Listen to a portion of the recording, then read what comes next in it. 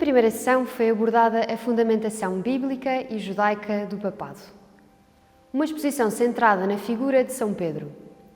Vamos agora tentar perceber o significado da expressão as chaves do reino dos céus. Por que razão Jesus fala de chaves? Então, comecemos por invocar o Espírito Santo, como também fizemos na primeira sessão. Vinde, Espírito Santo, enchei os corações dos vossos fiéis e acendei neles o fogo do vosso amor. Enviai, Senhor, o vosso Espírito e tudo será criado. E renovareis a face da terra. Oremos. Ó Deus, que instruíste os corações dos vossos fiéis com a luz do Espírito Santo, fazei que apreciemos retamente todas as coisas segundo o mesmo Espírito e gozemos sempre das suas consolações. Por Cristo, Senhor nosso. Amém. Depois de instituir Simão como Pedro, e por isso de mudar o nome, ele é agora a pedra fundacional do novo edifício espiritual. Jesus, então, acrescenta uma segunda dimensão decisiva à sua missão e diz: dar-te-ei as chaves do reino dos céus, tudo o que ligares na terra ficará ligado no céu e tudo o que desligares na terra será desligado no céu. Temos isto precisamente no versículo 19 deste capítulo 16. Ora, para um leitor moderno, a imagem das chaves pode parecer apenas um símbolo genérico. São Mateus, porém, era um judeu e escreveu o seu Evangelho, sobretudo, para uma audiência judaica.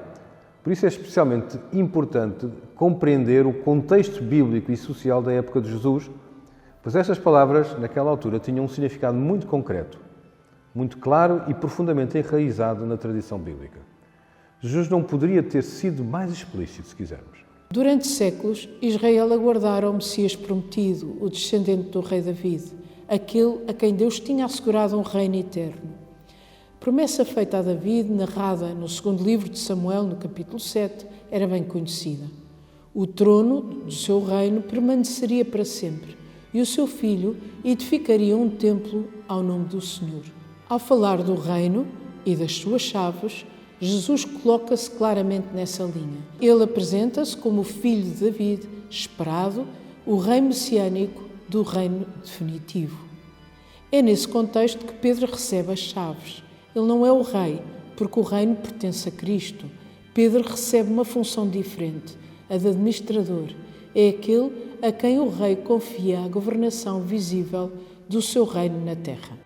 Para compreender plenamente esta imagem, é indispensável recuar ao templo do profeta Isaías. No capítulo 22 do livro do profeta, ele escreve um acontecimento concreto ocorrido no reino da dinastia de David, cerca de 800 anos, por isso, antes de Jesus. Nessa época existia um cargo que correspondia apenas ao rei, era o administrador do palácio real, conhecido como Al-Baith, aquele que está sobre a casa. Alguém que hoje poderia ser comparado a um primeiro-ministro. Este administrador ocupava o lugar mais elevado, logo abaixo do rei. Exercia uma autoridade real, mas sempre em nome do rei. O sinal visível da sua autoridade eram precisamente as chaves. Não as chaves comuns, mas as chaves da casa de David. Pertenciam ao rei e eram confiadas ao administrador, que governava em nome do rei, sem nunca o substituir. Vamos agora ler a passagem do livro de Isaías, 22, exatamente no capítulo 22, versículos 20 a 22. Naquele dia chamarei o meu servo Eliaquim, filho de Hilquias, vesti-lo-ei com a sua túnica, cingi-lo-ei com a sua faixa, porei nas suas mãos o teu poder, será como um pai para os habitantes de Jerusalém, para o povo de Judá. Porei sobre os seus ombros a chave do palácio de David. O que ele abrir, ninguém fechará, e o que ele fechar, ninguém abrirá. Isaías anuncia precisamente que o cargo de administrador será retirado a Shebna, que irá morrer, e será confiado a Eliaquim. O cargo não termina com a morte de uma pessoa, passa de homem para homem. É um ofício com sucessão, pensado para garantir a continuidade, ordem e estabilidade no reino. E não se trata apenas de poder administrativo, mas de uma missão com rosto humano, pois o administrador é descrito como alguém que será como um pai para o povo. Quando Jesus afirma que dará a Pedro as chaves, está a instituir algo visível, concreto, duradouro. o administrador do reino prometido, inaugurado agora com Jesus, o filho de David, que é, de facto, o Filho de Deus. Não é por acaso que mais tarde a tradição cristã chamará a este ministério papado. A palavra papa vem do grego papas, que significa pai. Nos primeiros séculos era um título afetuoso, dado aos bispos mais venerados, mas com o tempo, como já dissemos, a partir de São Gregório Magno, passou a designar de modo particular o bispo de Roma. Aliás, São Gregório também explicou com um novo título a sua missão, no momento em que se tornou bispo de Roma, ao dizer que é o servo dos servos de Deus. A ligação é profunda e coerente, tal como o administrador davídico era como pai para o povo de Jerusalém, assim o Papa é chamado a ser pai na fé, sucessor daquele a quem Cristo confiou as chaves, sinal visível da unidade, do cuidado pastoral e de fidelidade ao reino que não terá fim. Não para agir em nome próprio, mas em nome do próprio Jesus. Essa é uma das características de todos os apóstolos, ou seja, dos enviados, como a palavra apóstolo quer dizer. Apóstolon quer dizer enviado. Jesus dirá mesmo que quem é enviado numa missão em nome dele, leva-o a ele mesmo. De tal modo que, como diz Jesus, de acordo com o que nos relata São Mateus, capítulos antes, quem vos recebe, a mim recebe, e quem me recebe, recebe o que me enviou. Não restam dúvidas, o Rei é Jesus, ele é o Messias, o Filho de Deus, a pedra angular, mas Jesus confia as chaves a Pedro e este aos seus sucessores. O que significa o poder que Jesus confere a Simão Pedro, o poder de ligar e desligar?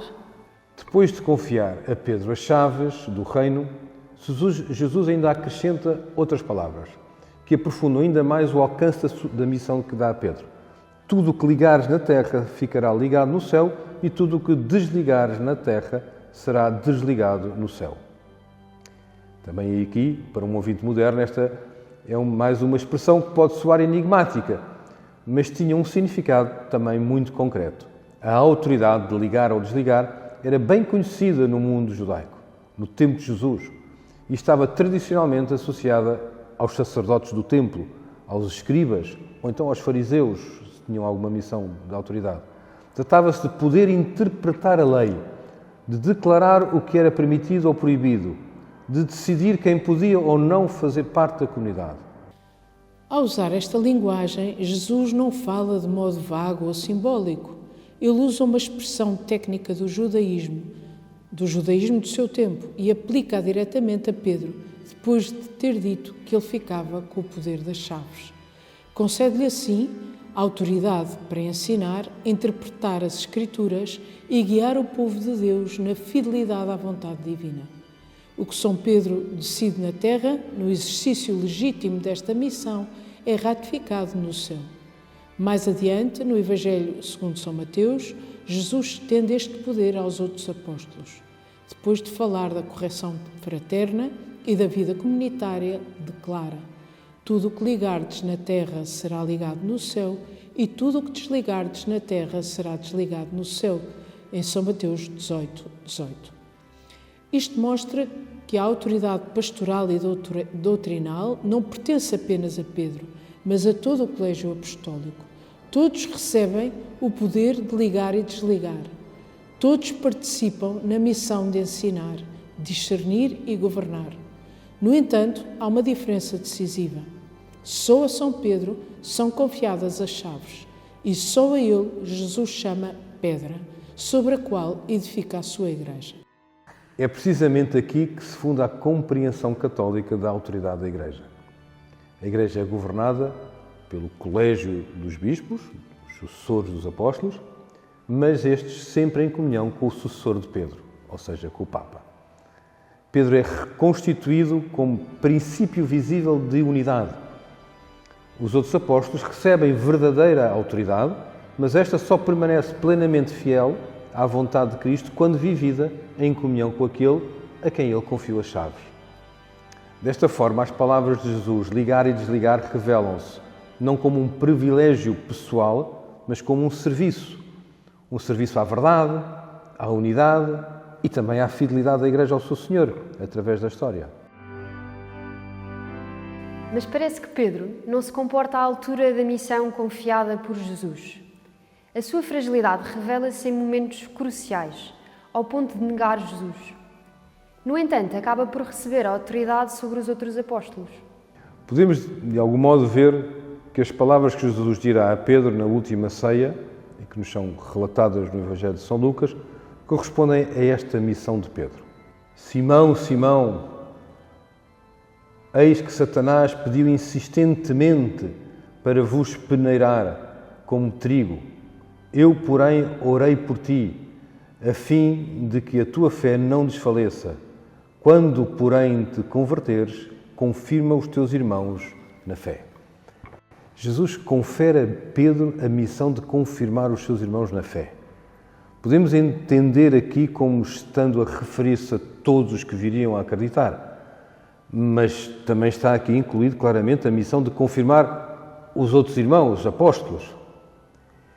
Importa aqui também notar que a missão dada a Pedro não tem como base uma qualquer perfeição moral de Pedro. Foi como disse Jesus, porque o Pai te inspirou, é que professaste em nome de todos a fé. E é porque Jesus quis que a fé de Pedro não vacilasse, que também ele poderá confirmá-la os seus irmãos. Apesar de Pedro, que se julgava forte, ainda ter de passar pelo escândalo de negar conhecer Jesus, isto já está patente no Evangelho de São Mateus, neste relato, porque depois de Jesus lhe ter dizer que é a pedra que recebe as chaves do reino, diz-nos o evangelista que a partir dessa época Jesus começou a mostrar aos seus discípulos ser necessário que ele fosse a Jerusalém, que sofresse muito por parte dos anciãos, dos chefes dos sacerdotes e dos escribas e que fosse morto e no fim ressuscitasse ao terceiro dia. E diz São Mateus que São Pedro não entendeu e não aceitou as palavras de Jesus. Aliás, chamou Jesus à parte e tentou dissuadi-lo. Mas Jesus, em tom severo, repreendeu-o e disse: afasta-te de mim, Satanás. Tu não me serves, tu serves-me de pedra de tropeço, porque não pensas nas coisas de Deus, mas nas coisas dos homens. A fragilidade de Pedro, que se julgava forte e por isso parecia estar assente em si mesmo, já se revela aqui, na crítica que faz a Jesus, mas depois torna-se evidente quando negar conhecer Jesus no pátio da casa de Caifás. Mas nem isso anulou o facto de Jesus lhe confiar esta missão concreta e especial. Percebe-se que Jesus diga na última ceia: tu, uma vez convertido, confirma os teus irmãos. A palavra usada em São Lucas, para dizer aquilo que traduzimos por convertido, é epistrepsas, quer dizer dar a volta, voltar. Ou seja, Jesus está a dizer a Pedro que ele iria fazer uma experiência de arrependimento, de deixar de estar virado para si e estar virado para o Senhor. E que seria a partir dessa experiência que a sua fé se tornaria capaz de confirmar os irmãos na fé. São Pedro teria de passar a pensar com o pensamento de Deus e deixar o pensamento humano ou mundano, o pensamento segundo os homens. O ministério de Pedro não termina com a entrega das chaves nem com a autoridade de ligar e desligar, pois não? Pois não. De alguma forma, como síntese do que está implicado no ministério de Pedro, temos o relato de um dos momentos mais comoventes e espiritualmente mais densos do Novo Testamento. O encontro entre Jesus Cristo, ressuscitado, e Pedro, junto ao mar da Galileia. Pedro, que poucas horas antes da paixão negara Jesus 3 vezes, encontra-se agora diante dele. E Jesus, conhecendo o coração do discípulo, não o acusa nem o humilha. Pelo contrário, abre-lhe um caminho de cura. 3 vezes Jesus pergunta, 3 vezes Pedro responde. Podemos pensar que cada pergunta corresponde a uma negação passada. E Pedro terá sentido isso, porque, como João nos diz, ele ficou triste com a insistência de Jesus, provavelmente porque percebeu que a sua ferida estava a ser exposta. Embora Jesus com isso não o estivesse a condenar, mas a curar e a recordar que a força de Pedro não estava numa coerência moral baseada nas suas forças, mas no amor a Jesus, que o colocava totalmente dependente dele, de Jesus. Cada resposta reabre uma ferida, mas também a vai curando. Jesus começa a perguntar: Simão, filho de João, amas-me? Não pergunta se Pedro é forte, se está preparado ou se aprendeu a lição. Pergunta apenas pelo amor de Pedro. Porque no reino de Deus a missão nasce sempre do amor. Pedro responde com humildade. Já não promete heroísmos. Já não confia nas próprias forças. Limita-se a dizer: Senhor, tu sabes tudo, tu conheces o meu coração, tu sabes que te amo. E isso basta. A cada resposta, Jesus confia-lhe uma missão: apacenta os meus cordeiros, ou apacenta as minhas ovelhas. Cristo permanece o bom pastor, mas de forma misteriosa e deliberada entrega a Pedro o cuidado do seu rebanho, do rebanho inteiro, não apenas de alguns, mas de todos, cordeiros e ovelhas, os mais frágeis e os mais maduros. Há aqui uma dimensão claramente universal. Neste momento compreendemos que o poder das chaves não é um poder frio e administrativo. Ele é completado por uma missão de pastor. Pedro não governa à distância, ele cuida, não domina, serve, não substitui Cristo, age em nome dele. Assim, o percurso fica completo.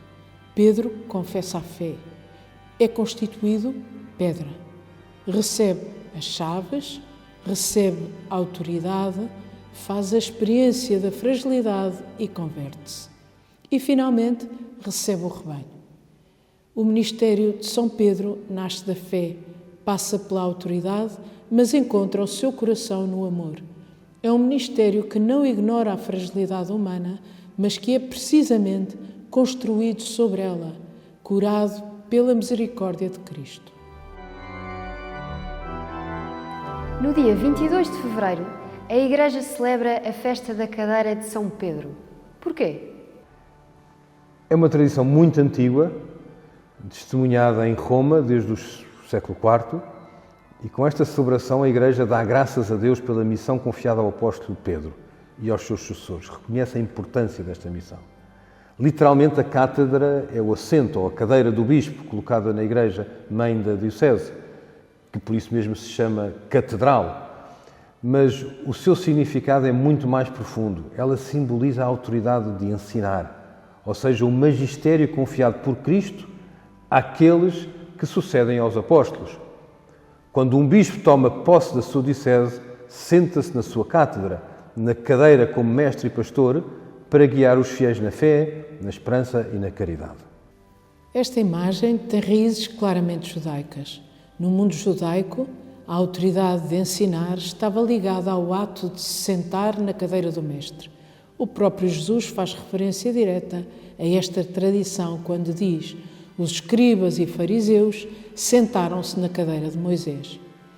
Mesmo criticando o comportamento moral de alguns líderes, Jesus não nega a autoridade da cadeira, ou seja, do ofício. A cadeira de Moisés não era apenas um objeto, mas o sinal visível de uma missão recebida de Deus: ensinar e guardar a lei. É neste horizonte que se compreende a passagem da cátedra de Moisés para a cátedra de São Pedro. Se a primeira expressava a autoridade sobre o povo da antiga aliança, a segunda manifesta a autoridade confiada por Cristo à Igreja da nova aliança. A cátedra de Pedro e dos seus sucessores simboliza a continuidade da missão de ensinar a fé recebida de Jesus. A responsabilidade de manter a unidade da fé de todos os seguidores de Jesus. A autoridade legítima transmitida por Cristo para corrigir os que ensinavam erros e para aprofundar a verdade da fé revelada. Mas qual foi concretamente a cátedra de São Pedro? É muito bonito um texto do Papa Bento XVI, ele escreveu que após a ressurreição e o Pentecostes, a cátedra de Pedro esteve primeiro em Jerusalém, provavelmente no cenáculo, onde a Igreja nascente se reunia em oração. Depois a sua missão levou a Antioquia, onde se diz que nos Atos dos Apóstolos que os discípulos receberam pela primeira vez o nome de cristãos e onde Pedro foi reconhecido como o primeiro bispo. Por fim, a providência conduziu-o a Roma, centro do Império, onde selou com o seu martírio o seu serviço ao Evangelho. Depois destas migrações de São Pedro, de Jerusalém a Antioquia e por fim a Roma, a sede de Roma passa a ser reconhecida como a sede do seu sucessor. A cátedra do Bispo de Roma representa assim a cátedra do próprio apóstolo Pedro, aquele a quem Cristo confiou a missão de apacentar todo o seu rebanho. Este entendimento não é uma construção tardia, mas um testemunho antigo e consistente da Igreja primitiva. Os primeiros padres da Igreja reconhecem na Igreja de Roma um lugar singular de referência para toda a comunidade cristã. São Clemente de Roma, Santo Ireneu de Leão, Santo Inácio de Antioquia, nos séculos I e II, reconhecem Pedro como primeiro bispo de Roma, cuja sede se torna centro de unidade da Igreja. Santo Ireneu escreve no seu tratado contra as heresias que a Igreja de Roma é a maior e mais antiga, conhecida por todos, fundada e constituída em Roma pelos dois gloriosíssimos apóstolos Pedro e Paulo. E acrescenta: com esta Igreja, pela sua exímia superioridade, deve conciliar-se a Igreja Universal, ou seja, os fiéis que estão em toda a parte. Pouco tempo depois, Tertuliano confirma esta mesma consciência eclesial ao afirmar: como é feliz esta Igreja de Roma! Foram os próprios apóstolos que derramaram nela, com o próprio sangue, toda a doutrina. Assim, a cátedra ou cadeira do Bispo de Roma não representa apenas o seu serviço à comunidade local, mas a sua missão de guia de todo o povo de Deus. É por isso que a sede de Roma se tornou reconhecida como a sede do sucessor de Pedro, o Papa. A cátedra do Bispo de Roma não representa apenas a sua autoridade local, mas a missão recebida por Pedro de apacentar todo o rebanho de Cristo e servir a unidade de toda a Igreja.